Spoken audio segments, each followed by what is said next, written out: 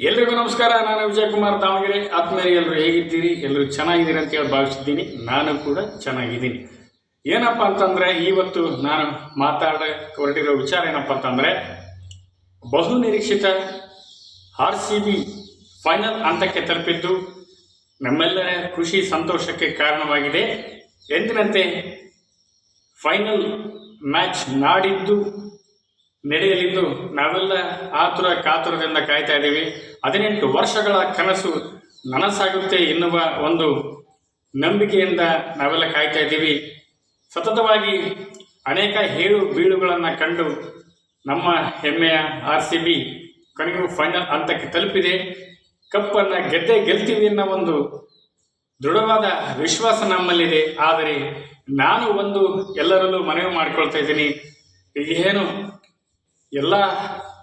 ಪ್ರತಿ ವರ್ಷ ಈ IPL ಮ್ಯಾಚ್ ಆರಂಭವಾಯಿತು ಅಂತಂದರೆ ಕೆಲವರಿಗೆ ಖುಷಿ, ಕೆಲವರಿಗೆ ಸಂಕಟ. ಏನಪ್ಪ ಅಂತಂದರೆ ಖುಷಿ ಏನಪ್ಪ ಅಂತಂದರೆ ನಮ್ಮ RCB ಪ್ರತಿ ಸಾರಿನೂ ನಾವು ಒಂದು ದೃಢವಾದ ನಂಬಿಕೆಯಿಂದ ಹೇಳ್ತೀವಿ, ಈ ಸಲ ಕಪ್ ನಮ್ಮದೇ ಅಂತೇಳಿ.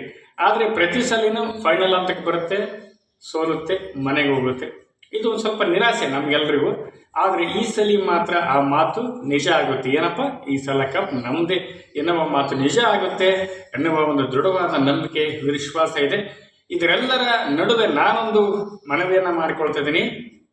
ಕಪ್ ಗೆದ್ರು ಬಿಟ್ಟರು ಎರಡೂ ಓಕೆ. ಫೈನಲ್ ಕೊನೆಯ ತನಕ ಒಂದು ಟಫ್ ಕಾಂಪಿಟೇಷನ್ ಅನ್ನು ಕೊಟ್ಕೊಂತ ಬರ್ತಾ ಇದೆ. ಆದರೆ ಯಾರು ಕೂಡ ಬೆಟ್ಟಿಂಗನ್ನು ಆಡಬೇಡ್ರಿ. ಮ್ಯಾಚ್ RCB ಸೋತರು ಗೆದ್ರು ನಾವು RCB ಫ್ಯಾನ್ಸೇ, ಅದರಲ್ಲಿ ಎರಡು ಮಾತಿಲ್ಲ. ಆದರೆ ಯಾವುದೇ ಕಾರಣಕ್ಕೂ ಬೆಟ್ಟಿಂಗ್ ಆಡಬೇಡ್ರಿ.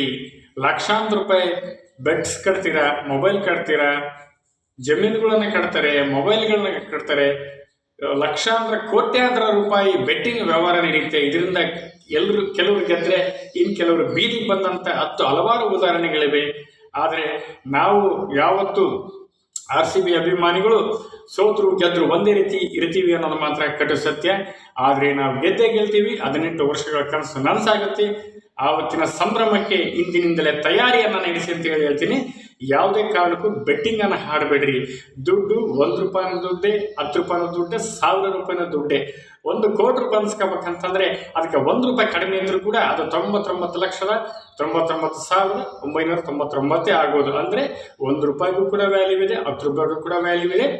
ನೀವು ಕಠಿಣ ಪರಿಶ್ರಮದಿಂದ ದುಡಿದಂಥ ಹಣವನ್ನು ವ್ಯರ್ಥ ಮಾಡಬೇಡ್ರಿ. ಅದರಿಂದ ಇನ್ನೊಂದು ಒಳ್ಳೆಯ ಕೆಲಸವನ್ನು ಮಾಡಿ. ನಿಮ್ಮ RCB ಗೆದ್ದಿತು ಅಂದರೆ ಸ್ವೀಟ್ ಹಂಚಿ, ಯಾವುದಾದ್ರೂ ಅನಾಥಾಶ್ರಮಕ್ಕೆ ದುಡ್ಡನ್ನು ಕೊಡಿ, ಇಲ್ಲ ನೊಂದವರ ಪಾಲಿಗೆ ಒಂದು ಸಹಾಯ ಧನವನ್ನು ನೀಡಿ. ಆದರೆ ಬೆಟ್ಟಿಂಗ್ ಮಾಡಿ ಯಾವುದೇ ಕಾರಣಕ್ಕೂ ಅಮೌಂಟನ್ನು ಕಳ್ಕೊಬೇಡ್ರಿ. ಎಂದಿನಂತೆ ನಮ್ಮ RCB ತಂಡಕ್ಕೆ ಶುಭಾಶಯ. ಈ ಸಲ ಕಪ್ ನಮ್ಮದೇ. ಧನ್ಯವಾದಗಳು.